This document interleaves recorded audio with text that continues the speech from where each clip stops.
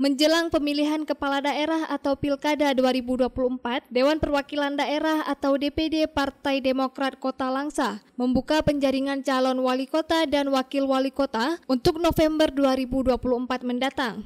Pembukaan pendaftaran atau penjaringan tersebut merupakan program partai dalam rangka membuka diri dan memberikan kesempatan kepada calon wali kota dan wakil wali kota untuk maju menjadi kepala daerah pada Pilkada 2024.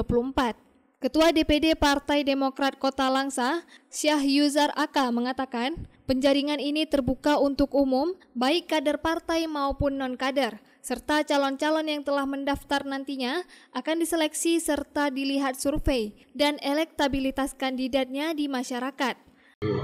Jadi Demokrat Kota Langsa telah membentuk tim penjaringan untuk menjaring baik itu di internal kader-kader ataupun tokoh masyarakat yang memang berpotensi untuk membangun Kota Langsa. Nah, ini semuanya nanti akan kita evaluasi, akan kita lihat elektabilitasnya, mana yang lebih diminati oleh masyarakat dan berintegritas kemampuannya untuk membangun Kota Langsa.